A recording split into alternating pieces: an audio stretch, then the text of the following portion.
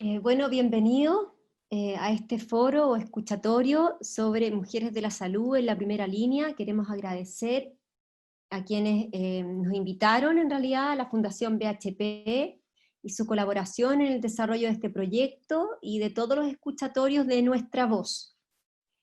Antes de partir me quiero presentar. Mi nombre es Ana María Arriagada, médico internista, soy profesora de la Facultad de Medicina de la Universidad de Chile, trabajo en el Hospital Salvador, en el Colegio Médico y también en Clínica Indisa. Vamos a repasar algunos temas como de organización. Este conversatorio está pensado para unos 60 minutos de duración. Los micrófonos de ustedes van a estar silenciados y los mantendremos así para poder concentrarnos en la conversación con nuestras relatoras de hoy. Por supuesto que están súper invitados y invitadas a hacer sus preguntas y comentarios por el chat. Hemos reservado además un espacio al final de este encuentro para responder algunas de sus preguntas y reflexionar con las panelistas. Este conversatorio se está transmitiendo en vivo por YouTube y posteriormente lo pondrán disponible a través de este mismo canal. Bueno, la verdad que ustedes se habrán preguntado quién los invitó y quiénes conforman Nuestra Voz y qué es y por qué es un escuchatorio. Yo dije conversatorio, pero es un escuchatorio. Y Nuestra Voz es un proyecto colaborativo de varias instituciones de mujeres y voluntarios que a raíz del estallido social de octubre del año pasado desarrollaron la primera plataforma digital y de opinión ciudadana que utiliza inteligencia artificial para recoger las voces de todas las mujeres que viven en Chile. El propósito es dar cuenta de cuáles son para las mujeres los temas prioritarios que deben cambiar en el país. Hoy, en medio de esta crisis sanitaria, estamos preocupadas por cómo vamos a enfrentar los desafíos que se presentarán en el futuro, particularmente en el área de la salud y del rol que cumplirán las mujeres en este ámbito, y por eso queremos escuchar y reflexionar con algunas de sus protagonistas. Y bueno, el contexto, por supuesto, el contexto de la pandemia, ¿cierto? Que en este país de alguna manera fue algo que siguió a lo que fue el estallido social, que interrumpió una serie de eventos sociales y de discusiones sobre una nueva constitución, nos pilló encaminándonos a un plebiscito y de pronto cae esta pandemia, ¿cierto? Que nos vuelca a los equipos de salud y a las personas que trabajamos en salud a algún lugar entre la primera, la segunda, la retaguardia, en fin, pero a todos de alguna manera nos trastocó un poco, y nos mostró también en el mundo el valor de nuevos liderazgos, como el liderazgo de la primera ministra de Nueva Zelanda, ¿cierto?, Jacinda Ardern, el liderazgo de Angela Merkel, y las voces de tantas mujeres que han sido bastante como exitosas en navegar por estas aguas complejas de la pandemia. Y en ese sentido hoy día se nos invita a hablar desde la salud y quiero presentar a las panelistas. La primera es Francisca Morales, ella es médico internista, es docente de la Facultad de Medicina de la Universidad Católica y actualmente presidenta de la Asociación Doctora Mamá, que yo creo que ella nos va a explicar en qué consiste esa agrupación, es muy conocida, pero igual yo creo que vale la pena contar cómo nació y cuál es el rol que cumple. También nos acompaña Maritza Labraña, periodista, comunicadora social, especialista en comunicación de riesgo, de crisis y de desastres. Su carrera ha estado estrechamente ligada al ámbito público. Desde el 2018 a la fecha es jefa de comunicaciones del Hospital San Juan de Dios, en donde forma parte del Comité COVID-19, que es responsable un poco de la puesta en marcha de la respuesta a la pandemia desde ese hospital. En este espacio ha sido además quien ha implementado y desarrollado la campaña comunicacional Coronavirus más prevención, menos riesgo. Maritza, bienvenida.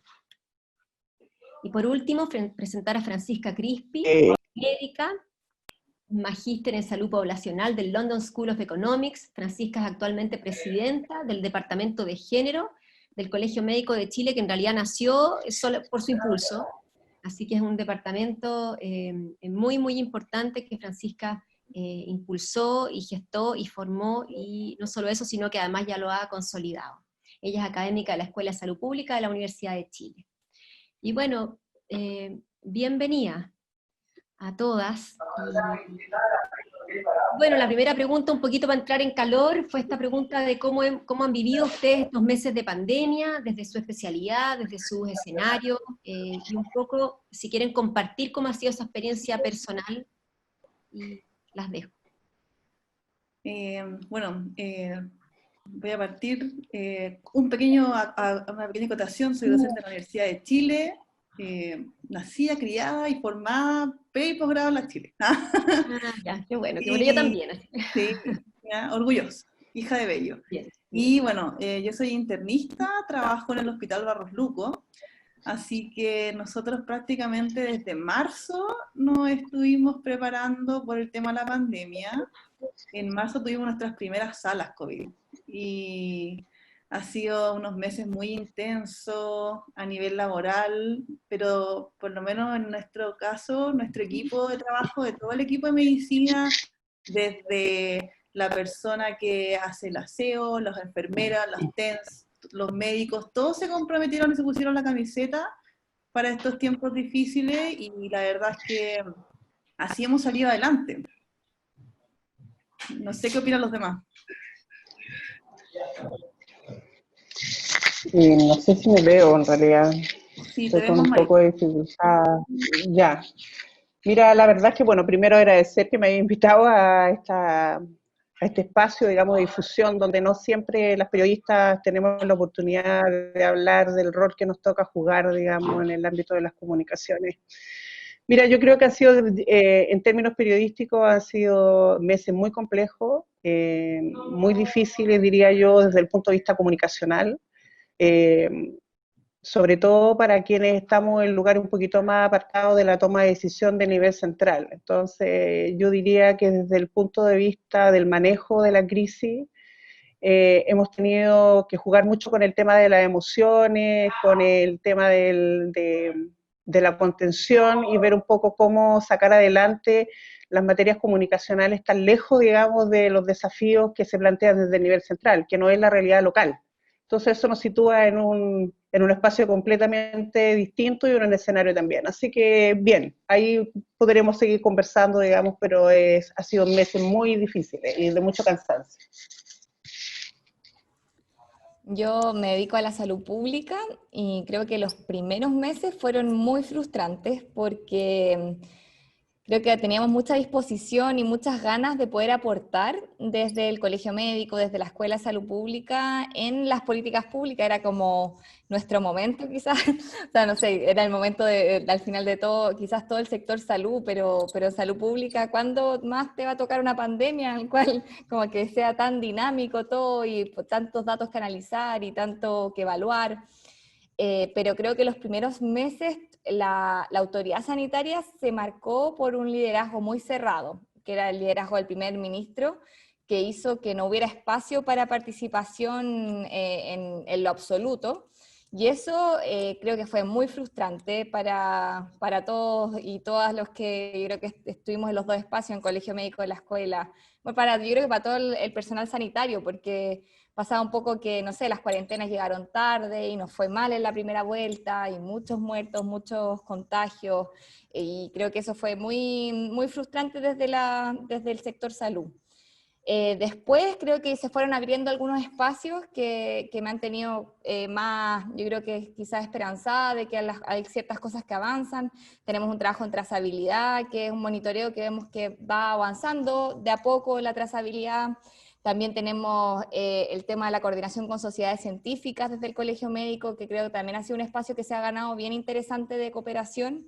La página web Nos Necesitamos, donde nos conocemos con Maritza, que es como información a la comunidad, y también toda el área de género, que ha sido bien interesante el participar ahora con la nueva ministra en el Consejo Mujer COVID, que bueno, creo que es una instancia que también llega muy tarde, pero que hay una intención de colaboración que ha sido súper interesante y que ahora me tienen bien ocupada, motivada y cansada también porque han sido meses bien intensos.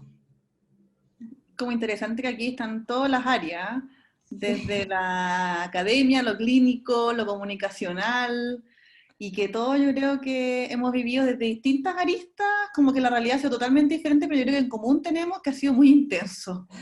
Y que de verdad, al menos mi experiencia fue que todos estos meses ha sido una cosa que yo jamás me hubiese imaginado.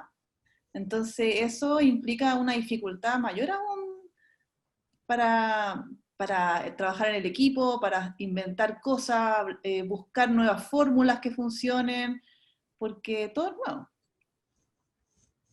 Absolutamente. Ahora yo creo que también esto es interesante porque de alguna manera también pone como a como que nos pone a diferentes generaciones en distintos lugares también, que tienen que ver con el lugar como, ¿cierto? Nuestro lugar como etario de alguna manera. Yo pensé que ya había pasado por las salas de medicina en mi desarrollo profesional y probablemente no iba a volver ahí.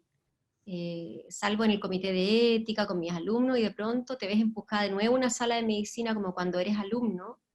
De pronto esta tecnología con la que luchamos, algunos diciendo, no, esta tecnología no va conmigo, y de pronto esta tecnología permite que te puedas encontrar contigo, además con tus padres, a los que no ves. O sea, yo encuentro que eso ha sido como muy brutal, y yo creo que ahí tomo un poco lo que Francisca dice, ¿no? No pensé que me iba a tocar. Claro, uno pensó que no le iba a tocar, y pensó también que no iba a poder adaptarse quizás. Quizás en eso también como la pregunta un poco, ¿cómo ven ustedes que las mujeres sobre todo han podido adaptarse o qué herramientas ven nuestras que nos han servido en eso? ¿No? Y en ese sentido, bueno, dentro de la presentación algo salió de que yo era parte del grupo de la Asociación Doctora Mamá. Bueno, para los que no lo conocen, la Asociación Doctora Mamá es una comunidad virtual prácticamente que hemos hecho, que ya somos casi 5.800 doctoras. No todas son madres, pero sí nos unió todo esto al partir este grupo, un grupo de mamás, ¿ya? Y estar lidiando siendo mamá, doctora en una pandemia ha sido súper fuerte porque probablemente en general las mujeres han sido las que más exposición, las que más cansancio, las que más lo han dado todo en esta pandemia y sin tanto apoyo porque hay que ser las que estaban en la casa, dueñas de casa, las que quedamos cuidando niños en algún momento, también hasta siendo profesora, estar después también preocupados por el trabajo, y en ese sentido nuestro grupo ha servido para, desde información de familiares que pueden estar en distintas partes del país, en encargar gente, por favor vean a mi abuelito, a mi tío, a buscar protocolos, buscar evidencia entre todas para ver cuáles son tus protocolos que ocupas en el consultorio, en el hospital, en la clínica, que también nos pasó al principio que no había uniformes, sino que literalmente en el camino hemos ido armando cómo tratamos a estos pacientes, y bueno, también siendo una voz para que las demás doctoras que son madres tengan alguna facilidad, luchando con el colegio médico para que existan permisos para los cuidadores, que al principio era como, ¿con quién dejo a mi hija? Ya no tengo jardín, no tengo colegio, no tengo cuidadora, y claro, al principio eso se fue literalmente viendo en el camino, buscando soluciones rápidas dentro de lo posible, porque quedamos como súper desprotegidas, todas las mujeres. Sí, mira, yo voy a hacer un aporte a propósito de las madres. Uno tal vez de los temas más complejos que nos tocó abordar en el Hospital San Juan de Dios fue precisamente, y voy a hablar a nivel del hospital, que era el área en que a mí me tocó ahora. Ya esta es mi segunda pandemia, nunca pensé que iba a vivir una segunda pandemia y me iba a tocar enfrentarla. La primera me tocó estar a cargo del plan de respuesta en el H1N1 y ahí estaba en el ministerio, así que me tocó liderar el plan de comunicación a nivel nacional. Entonces tengo un punto de comparación de los manejos, digamos. Y una de las cosas que me ha sorprendido en esta etapa ha sido el tema de la contención. Esta fue una pandemia muy en soledad, digamos, donde todos los pacientes se vieron privados de alguna forma de las visitas de sus familiares y de los familiares de saber de sus pacientes. Y eso fue un tremendo desafío, tanto desde el punto de vista profesional como desde el punto de vista personal, porque en general son las mujeres las que van al hospital a ver a los pacientes. Es muy raro que tú te encuentres son muy pocos los hombres. Entonces, el tema más bien ahí de género estuvo súper marcado y fue muy difícil de manejar. Yo confieso que fue para mí un desafío buscar herramientas que me permitieran entregar información a la comunidad desde ese punto de vista, digamos, desde el punto de vista del estado de salud del paciente. Yo creo que eso fue un desafío gigante en materia de cerrar la brecha entre la entrega de información desde un nivel hospitalario a la comunidad. Francisca, te ibas a decir algo. Sí, yo creo que social y económicamente las mujeres se han tenido que adaptar a esta pandemia como que se ha expuesto finalmente la vulnerabilidad que hay en ciertos grupos. Se ha expuesto la vulnerabilidad de la población penal, que estando muy hacinado han existido brotes terribles en esas condiciones. La vulnerabilidad de la población migrante, como hemos visto estos campamentos afuera de las embajadas, y también una vulnerabilidad de las mujeres que ha existido, una vulneración que existe hace mucho tiempo, pero que quizás en la pandemia se exacerba, como es, por ejemplo, la violencia de género, como sabemos que están, sabes, como todos estamos seguras, al final es como más tiempo con los agresores, menos redes, aumentan los llamados, aumentaron en más de 4 veces los llamados a los números de orientación de violencia hacia las mujeres. Por un lado la violencia, por otro lado la crisis de cuidado, que era lo que hablaba la Fran, cómo sabemos que a las mujeres siempre les toca más tareas domésticas, tareas de cuidado de niños y niñas, también de personas en situación de dependencia, y eso se triplica en esta pandemia, en la cual sabemos que con los estereotipos de género que hay y con las diferencias de poder, son las mujeres las cuales se han visto más sobrecargadas, y ya lo vemos en las estadísticas que tenemos de salud mental, que también son las mujeres las que más han empeorado su salud mental durante esta pandemia. Y por último, creo que un área súper importante es la de derechos sexuales y reproductivos. Como las mujeres son socialmente el grupo encargado de la reproducción y de evitar la reproducción, todo lo que es el acceso a anticonceptivos, que ha estado difícil durante la pandemia, ha sido un motivo de estrés para muchas mujeres. También vemos que, por ejemplo, ha disminuido el acceso a la ley de interrupción voluntaria del embarazo en un 21%. Sabemos que esos fueron mujeres que estaban en las 3 causales que simplemente no accedieron por falta de acceso. Y también ahora vemos temas como, por ejemplo, que un anticonceptivo, el ISP, el domingo, cuenta que lo empaquetaron mal y pusieron como los placebos en vez de la drogas. Y imagínense embarazarse, como esa es como la vulnerabilidad que tiene la mujer, la vulneración al final, como imagínense embarazarse en pandemia y no hay aborto, y creo que eso es parte de un continuo de vulneraciones sociales y económicas que esta pandemia nos muestra, a la cual las mujeres se tienen que adaptar, y yo creo que también tenemos que socialmente buscarle alternativas a estas situaciones.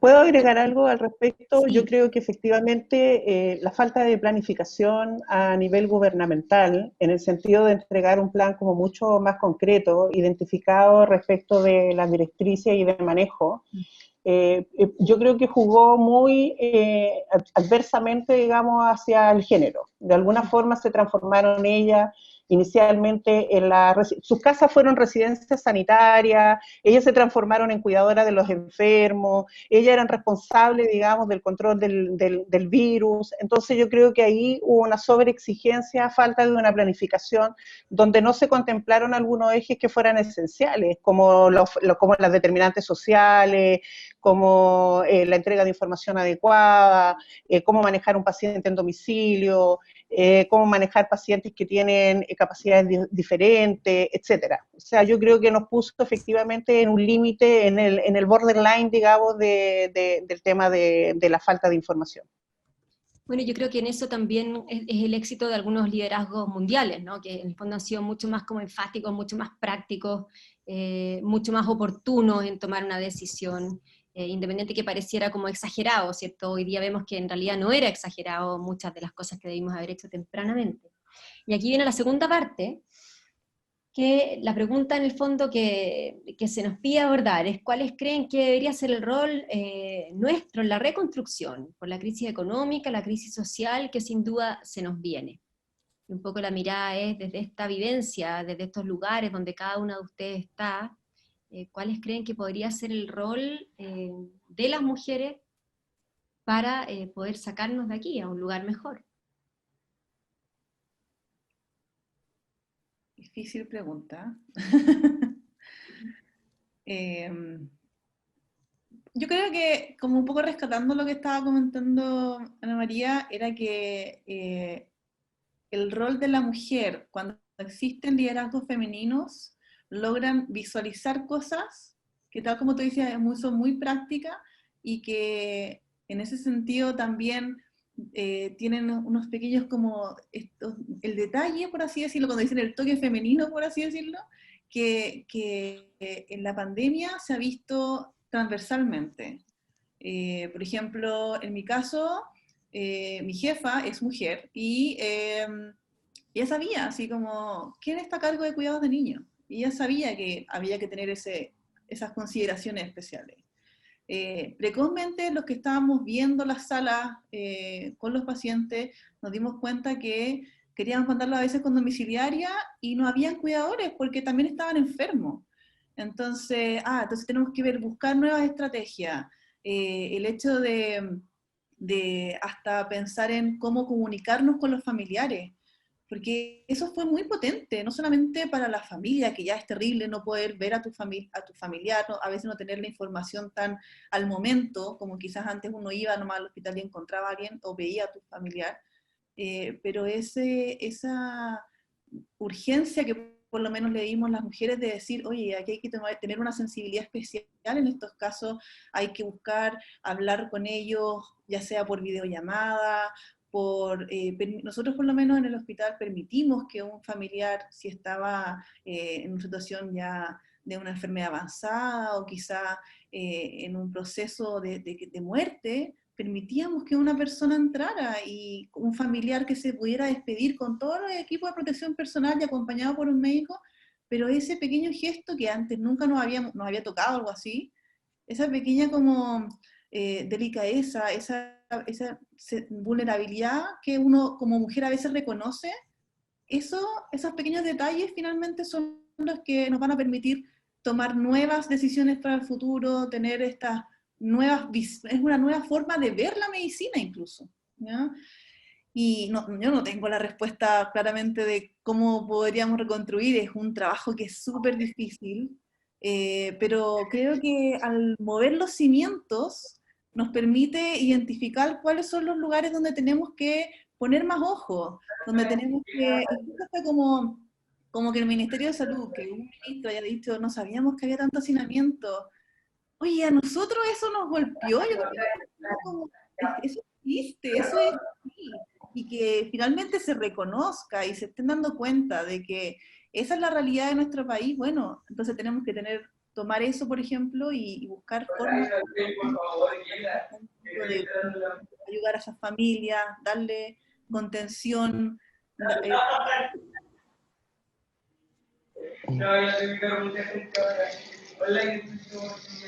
Mira, yo veo esto como una oportunidad.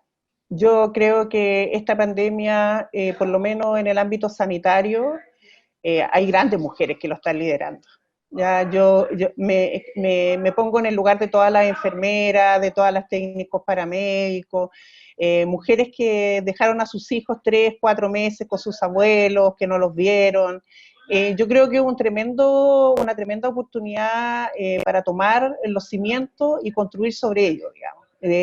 Hay una demostración tanto desde el punto de vista clínico como humano de que efectivamente hay un capital que se puede traspasar, que ya no son solamente los médicos. Durante mucho rato nosotros vimos los matinales, que eran hombres los que hablaban, que eso eran los intensivistas los que hablaban, pero resulta que después empezaron a aparecer estos rostros femeninos que yo creo que uno los puede capitalizar. No fueron ellas las que organizaron, mucha solidaridad interna desde el mundo femenino, también al menos dentro de los recintos asistenciales, preocupadas de la parte solidaria. Creo que sí, yo creo que pueden emerger nuevos liderazgos, creo que depende de nosotras que estos liderazgos no mueran en el tiempo, que en estricto rigor esto nos genera una plataforma de organización, de fuerza y de validación y de reconstrucción de un país que es inminentemente machista, digamos. Entonces, que hoy día podemos decir, sí, mira, yo al menos desde el ámbito de las comunicaciones puedo decir, sí, con orgullo he manejado 2 pandemias. Y estoy muy contenta del trabajo desde el punto de vista comunicacional, donde el periodismo básicamente es un periodismo de hombres y donde si no fuera por las mujeres, a lo mejor no habría periodismo. De eso soy completamente convencida. Así que yo lo veo como una oportunidad. Bueno, y grandes periodistas, además, por la Patricia Verdugo, por nombrar una grande, ¿no? Y otras tantas mujeres chilenas periodistas. Así que, Fran, ¿qué quieres agregar tú ¿Cómo ves? ¿Qué Yo, el podemos rol hacer para que salir veo de en las esto? mujeres en la reactivación es en los espacios de poder y toma de decisión. Creo que ha quedado muy demostrado que cuando me estoy leyendo un libro que me ha gustado mucho, que es de Carolina Criado, que se llama La mujer invisible, y habla sobre los datos, cómo la ausencia de las mujeres en los datos impide que se consideren en la toma de decisiones y en las políticas públicas, y que todas las políticas sean sesgadas porque realmente no incluyen a la mitad, la necesidad de la mitad de la población. Y para eso, que las mujeres participen y de igual a igual en la toma de decisión, creo que es fundamental. Creo que se pierde. Ya vemos como las iniciativas que las parlamentarias han impulsado durante esta pandemia, por ejemplo, el postnatal de emergencia. Si no hay mujeres en el Parlamento, nadie piensa en el postnatal y esas mujeres que no iban a poder volver a trabajar, qué va a pasar con su seguridad laboral. Por lo que creo que, y concuerdo con Marisa, que sea como una situación súper particular en la cual post-estallido, post-pandemia, tenemos una oportunidad de reconstruir y de cuestionarnos, bueno, además con el proceso constituyente, que entiendo que vamos a hablar más en la próxima pregunta, pero tenemos una oportunidad en la cual podemos cuestionarnos esta violencia de género, por ejemplo, y poder cuestionarla y poder no tolerarla y decir es que ya no más, después de la pandemia esto no pasa más y vamos a organizarnos y cambiar la legislación y cambiar el Código Penal para que esto no sea tolerable. Ahí creo que también se configura un espacio súper interesante con lo que ha pasado últimamente los movimientos de mujeres, el caso de Antonia, el caso de Vivi en el mundo médico, en el cual creo que hay una fuerza de intolerancia a estos abusos, al abuso sexual, a las violaciones, que nos da un cimiento para, yo creo que, construir una nueva sociedad en la cual esto no sea posible, en la cual tengamos un sistema de salud solidario, en el cual haya menos desigualdades, que nos indignan a todas y a todos. Por lo que creo que si es que están las mujeres en el poder, vamos a poder tener una reactivación y una reconstrucción que sea mucho menos discriminatoria y más inclusiva y nos vaya mejor. Sí, Yo quería ahora, agregar una cosita, sí, Sonia, vale. que a propósito de lo que decía la Fran, yo creo que algo bueno que ha pasado, yo creo desde incluso con las marchas multitudinarias del 8M, con este nuevo empoderamiento de la mujer, no tanto como relegada, sino que tomando un rol activo en la toma de decisiones o manifestándose, que eso ya es algo, ¿no? Esperemos que se logre cambiar un poco la visión que tenemos como país, porque hace poco una amiga, la Camila Olivares, que también es doctora mamá, contaba que estaba en el metro y hubo un caso de una niña que se quería lanzar del metro, ¿ya? Y fue terrible, ellos se dieron cuenta, lograron activar las alarmas, lograron cortar la electricidad, y unos tipos se pusieron a gritar, oye, onda, no sé, anda a tirarte a otro lado, que voy a llegar tarde al trabajo. Ella me contaba que fue súper potente y fue como, esto no lo vamos a tolerar. Y un montón de mujeres salieron a parar a estos gallos, o sea, a decirle no, o sea, eso no se hace. Y a ver eso, y a mandar a la punta del cerro probablemente, no sé qué cosas le dijeron, pero como no aguantar más. Y eso, que nosotros estemos empoderadas para poder hacerlo, es súper importante porque quizás antes uno decía, ya, si ya mejor callar, o voy a dejarla pasar, no me voy a meter, pero en realidad nos estamos dando cuenta que no, que la forma que nosotros tenemos de ver la vida, que tenemos de ver la sororidad, de poder ayudar al otro sin algo a cambio, sino que porque hay que hacerlo, es súper importante para el futuro definir qué país vamos a querer.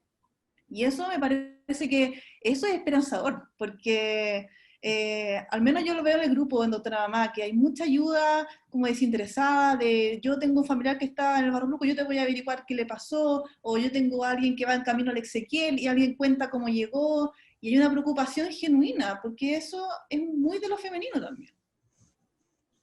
Totalmente. Ahora yo creo que también, antes de pasar a la otra pregunta, yo solo quería decir que además esta experiencia un poco de estar todos dentro de la casa, compartiendo harto más los roles, también con las parejas encerradas con uno, Yo creo que es una experiencia como educacional y de vida que ojalá no se nos olvide después. O sea, ya de alguna manera también los hombres tuvieron que planchar y cacharon lo que significa estar en la casa y estar haciendo una reunión con los cabros encima y tener que quedarse y se dan cuenta qué pasa cuando uno en la mañana tiene que planificar 2 comidas. El otro día una paciente me decía, ¿por qué en Chile se come tanto? O sea, quiero comerme una, claro, ¿por qué cocinamos tantas veces al día que me vuelve loca? Entonces, un poco también esa experiencia, yo creo, sobre todo con los niños, o sea, ya estuvimos acá adentro, ya sabes tú todo lo que se hace dentro de una casa. Y el hombre también se ha dado cuenta que las reuniones son posibles con los niños encima o son imposibles con los niños encima. Un poco también eso, yo creo que no se nos puede olvidar, no podemos volver a ser el mismo país, tenemos que haber aprendido algo, ¿no? Ahora que estamos encerrados, también de ver la realidad y también de cosas que no vamos a tolerar, quizás, como todas las familias que, por supuesto, vivieron ese encierro de manera mucho más insegura. Ya, pero la tercera pregunta nos lleva un poquito al planeta y dice, bueno, desde la experiencia de cada una de ustedes, ¿qué necesitamos que cambie en Chile? ¿Con qué cosas después de este magno como tsunami, con qué cosas nos vamos a quedar? ¿Qué cosas vamos a dejar atrás? ¿Y cuáles vamos a ser los cimientos? ¿Con qué cosas nos vamos a quedar? No sé quién quiere responder esa pregunta o partir respondiendo a esa pregunta. Bueno, no puedo partir yo. ¿Con qué me quedo? Me quedo con la esperanza. Creo que la pandemia ha reflejado la solidaridad de un pueblo. Creo que nos ha mostrado que Chile sigue siendo amable, generoso, sobre todo en los barrios más vulnerables. ¿Ya? Me quedo con eso. Me quedo con que la pandemia o los brotes o las enfermedades se controlan en el territorio de trabajar, las políticas públicas más de abajo que desde arriba, digamos. ¿Eh? Hay un poco que salir de los escritorios y llevar esto un poquito más a la realidad de la población. ¿Qué es lo que quiero dejar atrás? Me gustaría dejar atrás políticas públicas con poca visión global. Me gustaría que estuvieran un poco más, que fueran un poco más amplias, un poco más inclusivas, un poco más de este mundo, digamos, y no tan vertical, sino que un poco más horizontal, un poco más dialogante, un poco más comunitaria. Como que eso, con eso me quedo. Así que me quedo con la esperanza de un mundo mejor. Y por lo tanto, la pregunta era un poco más concreta, quizás yo me equivoqué un poco, porque decía, ¿qué necesitamos? Entonces tú dirías, Maritza, necesitamos en el fondo políticas más inclusivas, más democráticas, más horizontales. Sí, necesitamos líderes más confiables, necesitamos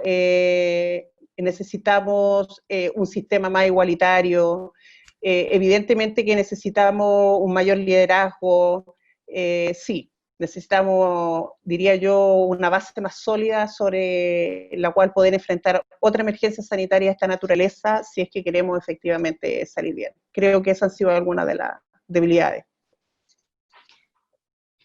Yo creo que en esta pandemia, lejos, lo que más hemos todos aprendido es que la salud es fundamental, que va más allá de cuánta plata tengas. Si es que no hay camas en ningún lado, o sea, ¿qué vas a hacer? La salud es clave. Y en ese sentido yo me quedo con que una forma con qué tenemos que partir es con que ojalá desde el gobierno se vea la importancia de la salud, que la gente también tome conciencia de la importancia de la salud y que finalmente uno es tan majadero con la prevención por algo.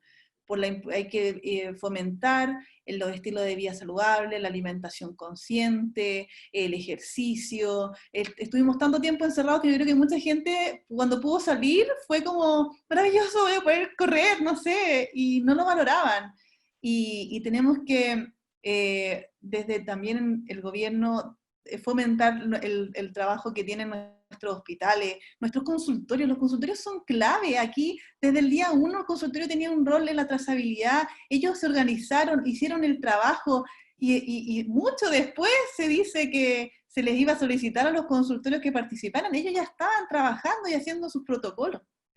Entonces, yo creo que más que nunca tenemos que darnos cuenta que nuestro mayor recurso es la salud y tenemos que fomentarlo con el gasto que se le da como país a la salud, la consideración que nosotros como personas tenemos hacia nuestra salud y creo que eso es con lo que me quedo en el sentido de que la salud pública aquí demostró que se pudo triplicar, cuantiplicar el número de camas a expensas de un equipo que lo dio todo, porque nunca antes nos habíamos enfrentado a esto y que se logró. Y en ese sentido, o sea, existe esa disposición, ese trabajo en equipo, existe esa garra, porque la gente que trabaja en la salud pública, yo creo que es súper agradecida y comprometida con el trabajo que tenemos. Y en ese sentido es súper lindo, y ojalá que la gente valore más su salud, valore lo que se ha hecho en esta pandemia, para que ojalá no vuelva a pasar lo que vivimos. Fran, es tu turno. Yo creo que lo que necesitamos que cambie primero es la Constitución. Yo creo que es bueno, lo que está a la vuelta de la esquina, el aprobar, el tener una oportunidad de tener una Constitución paritaria por primera vez. Yo creo que es fundamental para poder resguardar más los derechos sociales tan vulnerados que vemos en la salud, la educación. También como en nuestra Constitución y en general nuestro funcionamiento siempre lo privado vale más que los derechos, vale más que el bien público, y yo creo que tenemos ahí una oportunidad de forma paritaria poder empezar una historia nueva, un país más justo. Y creo que toma un significado especial, dado que venimos de una pandemia en la cual, concuerdo mucho con la Fran, que nos dimos cuenta que la salud es mucho más colectiva de lo que pensábamos. Esto de que, bueno, ¿de qué me sirve a mí tener mi mejor sistema de salud del planeta si es que mi vecino no se va a poder hacer la PCR porque el sistema público está colapsado, por ejemplo? O también cuando tuvimos que juntar las camas, porque en realidad era una demanda superior a la que podíamos abarcar, y también ahí, ¿de qué sirve que yo esté en el sector privado con mis privilegios si es que en realidad no van a haber camas para todos y todas? O el ejercicio de trazabilidad, ¿cómo lo voy a dividir? ¿Cómo voy a trazar? No, tú trazas al de ISAPRE y yo trazo al de FONASA, y si viven en la misma casa, ¿quién lo traza? ¿Cómo se traza? Como que empieza a no hacer sentido esta división, y creo que ahora tenemos una oportunidad de avanzar hacia un sistema nacional de salud, un seguro único en el cual estemos todos y todas y podamos cuidar la salud colectivamente, podamos tener más derechos sexuales y reproductivos, que los cuales yo veo una vulneración a las mujeres súper grande, y eso creo que lo necesitamos, nos necesitamos, y también necesitamos esta nueva Constitución que pueda partir estos cambios. Oye, yo quiero destacar otra cosa más de las mujeres, que por Dios que somos puntuales, estamos en el tiempo así perfecto. Entonces, como estamos en el tiempo perfecto, les tengo acá 3 preguntas del chat. Entonces, Francisca, te preguntan, las voy a hacer al tiro para que las vayan pensando, ¿les parece? O de una, bueno, Francisca, ¿cómo se vive una pandemia estando en la primera línea de la salud y teniendo una familia en casa esperando? Esa es la pregunta para ti. Marisa, te preguntan a ti, a nivel de comunicaciones, ¿se ha hecho lo suficiente para educar a la población en lo que significa una pandemia y las repercusiones que puede tener? Y Francisca, Crispi, te preguntan si existe equidad de género en el mundo de la salud, y después de esta pandemia, ¿crees que habrá un cambio en este sentido? Ya, parto yo. Ha sido un periodo súper intenso, como decía al principio, y de mucha incertidumbre, porque yo por lo menos no me he contagiado COVID, y siendo 1 de septiembre, y ya partimos en marzo viendo pacientes COVID, con una sensación de que uno respiraba el COVID en el hospital, y que muchos de mis compañeros se infectaron. Entonces, siempre tener ese miedo de cuándo me va a tocar a mí, cómo infectaré yo a mi familia, qué voy a hacer si es que yo tengo síntomas, hacer planes con mi marido, cómo vamos a actuar como familia, tener miedo de ver a mi familia, como mis papás, como mi hermano, como mis suegros, porque da miedo contagiarlos. O sea, si les llega a pasar algo, nosotros tendríamos que ser de hierro como para no pasarnos ese cuestionamiento. Entonces, ha sido potente porque además vimos fallecer a mucha gente, y es una enfermedad que es súper desgraciada porque no tiene tratamiento, y sentir que uno está haciendo nada, pero tratando de dar todo lo posible, que existe la evidencia, pero finalmente muchas veces el ver cómo tus pacientes que tú estabas cuidando, tú tuviste como estuvieron desde el principio, y ver cómo van empeorando, es súper frustrante para uno como médico, porque es como quedarte con las manos atadas y ver cómo tu paciente empeora y no lo puedes ayudar. Entonces ha sido también muy desgastante de lo emocional. Yo llegué a la casa varias veces a llorar, y con pena, porque era muy triste estar viviendo eso. O sea, nosotros tenemos en el Barros Luco unos equipos de cuidados paliativos que lo hicieron espectacular, porque dieron una instancia un poco más cercana para que la familia pueda ver a su paciente en su proceso de final de vida, con telellamadas, con lo que hicieron música, acompañarlo, que de verdad yo me saco el sombrero ante ellos, porque la carga emocional de eso debe ser impresionante. O sea, nosotros nunca habíamos vivido una cosa así desde lo clínico.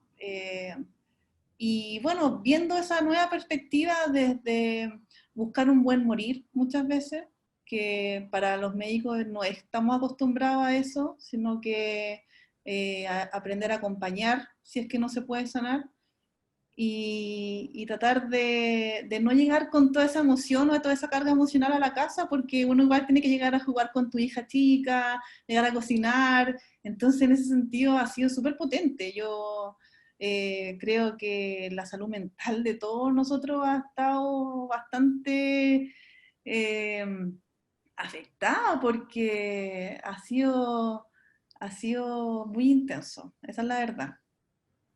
Concuerdo totalmente con lo que dices, me refleja mucho. ¿Quieres contestar tu pregunta, Marisa? ¿Te acuerdas de la pregunta, cierto? Espérame, que estás con el micrófono apagado. Eso. Perdón, que lo Sobre pongo si en las silencio comunicaciones siempre. han sido suficientes Sí, para educar, esa es la pregunta. mira, yo creo que efectivamente ha habido mucha información, pero hablar de educación en términos comunicacionales es bien distinto a la información, digamos. Entonces, en esa línea, yo creo que la educación siempre debe ir asociada, además, a políticas sociales, porque es bien complejo esto de educar a la población, ¿ya? Porque yo te puedo decir, usa tu mascarilla de manera permanente, pero si yo no tengo recursos para comprarme una mascarilla, o sea, yo me compré un paquete de mascarillas que me costó inicialmente unos 20.000 pesos, 25.000 pesos, una familia con eso puede comer hasta una semana. Entonces tú entenderás que desde esa lógica decirle que use la mascarilla, la verdad es que para ellos es bien secundario el tema. Entonces, si la educación no va asociada a políticas claras, yo le puedo decir, mire, mantenga el metro de distancia dentro de su departamento, pero si viven en un departamento que tiene 40 metros cuadrados y donde son 10 personas, difícilmente van a mantener el distanciamiento físico. Entonces, en estricto rigor, claro, ha habido mucha información, pero yo también creo que ha habido poca educación, ya que educar es bien distinto, ¿no? El manejo de lo que yo debo hacer, cómo debo limpiar limpiar mi mesa, mi cocina, cómo me debo cuidar dentro de la casa, creo que son cosas distintas. Yo creo que efectivamente hay que profundizar en el tema de la educación, y la educación solo puede ir ligada a algo que dijo la Fran al final. Si no hay epidemiología de campo, si no están los epidemiólogos en terreno, trazando la enfermedad, cuarentenando y siguiendo los contactos, va a ser muy difícil controlar el brote. Yo no saco nada con pedirle a la gente que se cuide si efectivamente desde el punto de vista epidemiológico no hay un resultado. Entonces el control del brote no pasa solamente por la educación. Efectivamente todos nosotros podemos colaborar, pero si no hay una buena trazabilidad, un buen seguimiento de casos y una buena cuarentena, eso va a ser imposible. Así que educación nos queda para rato. Esa es como mi conclusión. Muy interesante, porque habla como de los discursos vacíos, ¿no? Y que también medio es peligroso, como que la gente necesita educarse, pero si no va de la mano con otra cosa, o esto también un poco de ver la salud como los héroes, ¿cierto? Pero que tampoco nos ve como parte de una comunidad y como también vulnerables, ¿cierto? Fran, tu pregunta. Equidad de género y sistema de salud. Bueno, Sí, ¿cuál es tu opinión? cuando Formamos el Departamento de Género hace el 2018. Partimos con una campaña que se llamaba En Salud También, que creo que sigue más vigente que nunca, cuyo motivo es que en salud también pasa, en salud también hay discriminación contra las mujeres, hay violencia, a pesar de que somos, creo que las médicas, somos un grupo que es súper privilegiado en comparación a otras mujeres que las matan o que la violencia física es mucho mayor. A pesar de la educación que hay en la carrera médica, a pesar de que son personas que estudian más de 10 años, eso no quita que no sean muy discriminadores y que las instituciones sean discriminadoras, sean violentas con las mujeres, sean poco consideradas con la maternidad y terminen discriminando a las mujeres que son madres. También que los espacios de salud no sean seguros para que las mujeres puedan trabajar. Tenemos una compañera técnico paramédico que la violaron en una residencia sanitaria la semana pasada, por lo que esas expresiones de acoso sexual, de violaciones en los espacios de trabajo también pasan en el sistema de salud y muestra la falta de equidad de género. A ningún hombre lo violan en su trabajo y un hombre no va con miedo a su trabajo o a una junta social porque piensa que puede ser víctima de una violación. Las mujeres vivimos con ese miedo, vivimos vivimos víctimas finalmente de una serie de inequidades, de discriminaciones, de humor sexista, de que te corte las especialidades que puedes tomar porque te dicen que no son compatibles con la maternidad o con la vida que debería tener una mujer. Hay múltiples expresiones, por lo que yo creo que quizás ahora estamos empezando a agruparnos y a salir muy fuerte, a creerle a las víctimas. Creo que es un momento de creerle a las víctimas, de darnos cuenta que las mujeres no mienten en los temas de violación, que tenemos que estar con ellas para que más mujeres saquen la voz y que logremos mayor equidad, pero hoy día creo que estamos súper lejos y que hay que seguir peleando con mucha fuerza porque es muy, muy presente las inequidades. Totalmente, además que son espacios de poder, ¿no? Y el poder trae eso como a la mano, digamos, es como estaba clarito que ahí la cosa no iba a andar bien en la medicina, en los espacios de la medicina, ¿no? También. Piden, por favor, mandar contacto o info de protocolos de cuidados paliativos. Pertenezco a un equipo y me encantaría optimizarlo en mi unidad también, por favor. Buenísimas las ponencias, dice Catalina Flores. Y acá hay una pregunta de María Liana Kristen para todas, y dice, ¿qué creen ustedes que puede hacer? ¿Qué se puede hacer más educando? ¿Qué más se puede hacer educando a las personas a ser responsables de su salud y no esperar que los hospitales les solucionen sus problemas? Pues ellos se arriesgan y no se cuidan. La salud debe ser más preventiva. Y no sé quién quiere abordar esa pregunta un poco, que tiene que ver, yo creo, con estas imágenes que uno ve, ¿cierto?, de la gente como yendo al mall, y uno dice, pues, después nos toca cuidarlo un poco. Yo puedo hacer un comentario respecto de eso. Yo creo que efectivamente vuelvo a reiterar la importancia de que toda la educación tiene que ir asociada a las políticas. Si yo le estoy diciendo en mi discurso a las personas, cuando yo asocio, digamos,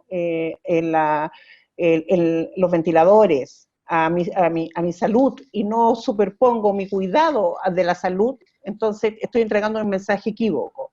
Cuando yo te estoy diciendo que tú te cuides, pero estoy abriendo el mall y estoy abriendo los comercios, cuando estoy en los matinales con los restaurantes y te estoy diciendo que vayas a tomar desayuno, que vayas a almorzar, entonces estoy entregando señales contradictorias. Entonces finalmente la falta de un mensaje único, coherente, consistente con la política sanitaria, hace que efectivamente la ausencia de ese discurso hace que las personas cometan estos errores. Entonces, y en la práctica también uno tiene que pensar, si yo voy a implementar una medida, tengo que asegurarme de que esas familias a las cuales voy a pedir que adopten esa medida, cuenten con los requerimientos para cumplirla. No le puedo pedir a alguien, a una familia que tiene 10 personas, que no vaya a trabajar si no tiene cómo alimentarse. Entonces hay una serie de elementos que influyen en el tema del autocuidado. Entonces yo también tengo que, como política pública, entender que ese autocuidado no pasa solo por una convicción de la persona, independiente de que efectivamente hay quienes se salen de ese patrón, pero yo creo que tienen que ir asociadas a otras medidas. Francisca. Encuentro que Maritza ¿Cuál de las dos Franciscas, claro? Dale, Fran. lo dijo.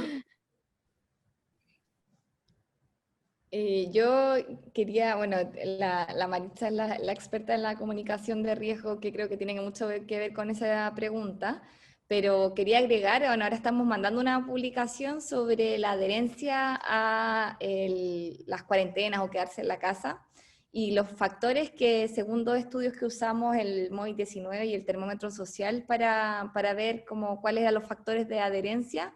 Lo que más era significativo, aparte de factores más estructurales como la educación, era la percepción de las normas sociales, o sea, como yo siento que otros están cumpliendo estas normas y cómo socialmente se entienden las normas, y también la percepción de riesgo de las personas.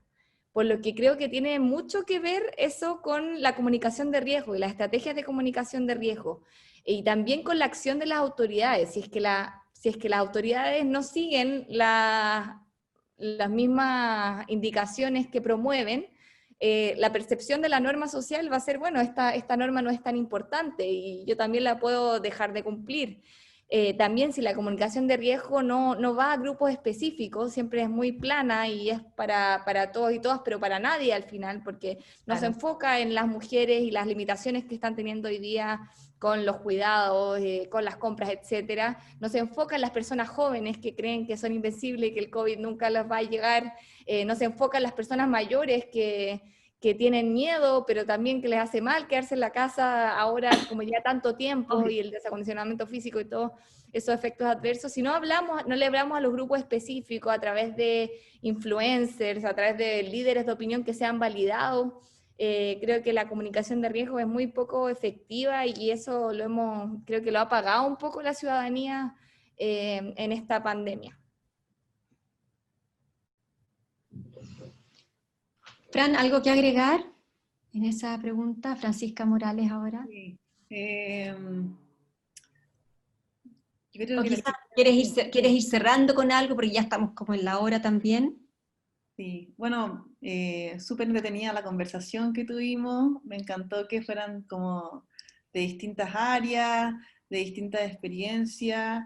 Yo creo que todas finalmente tenemos fe y tenemos esperanza en que esto va a sacar cosas buenas, y súper interesante conocer la perspectiva desde la salud pública, desde la educación y el periodismo. Así que un agrado haber conversado con ustedes, chiquillas. Maritza, Fran, ¿quieren agregar algo también al cierre? Yo solamente aprovechar este espacio y esta plataforma a propósito de lo que estaba diciendo la Fran, que en estricto rigor los errores comunicacionales tienen que ver porque la comunicación y la educación no son incorporados en los procesos de gestión. Entonces la invitación hoy día es que la comunicación se considere como la columna vertebral de una emergencia sanitaria. Creo que la comunicación de riesgo es clave a la hora de tomar decisiones. Entonces, si no es incorporada dentro de los procesos de gestión, estamos lejos de tener una buena comunicación y una conexión con la ciudadanía. Así que 1.000.000 de gracias por haberme invitado a esta plataforma. Fran. Yo agradecer a las organizadoras del panel, la organización que primero nos contactó, que fueron muy entusiastas en organizar esta instancia. Me mandaron hartos correos, yo estaba ahí con hartas cosas, así que tampoco era muy fácil de coordinar, pero creo que es muy buena la iniciativa de abrir espacios para que mujeres hablen desde sus vivencias, desde sus disciplinas, y creo que es lo que se viene, mujeres dando su opinión y tomándose los espacios. Así que muchas gracias a la organización y también a las otras panelistas y a la Titi, porque creo que ha sido muy entretenido, lo he pasado muy bien. Pues, y bueno, yo agradecerles también y agradecer a todos los que nos invitaron, yo también soy invitada, y un poco invitarles a responder la pregunta de Nuestra Voz, de este gran proyecto que la pregunta es ¿qué es lo primero que cambiarías en Chile? Y para esto hay que ingresar al sitio web www.nuestravoz.cl y dejar el mensaje y ser parte de este cambio. Así que gracias a todos y a todas, y bueno, que nos vaya bien, nos vaya mejor y que tengamos muchas mujeres líderes para seguir adelante, ¿no? Chao.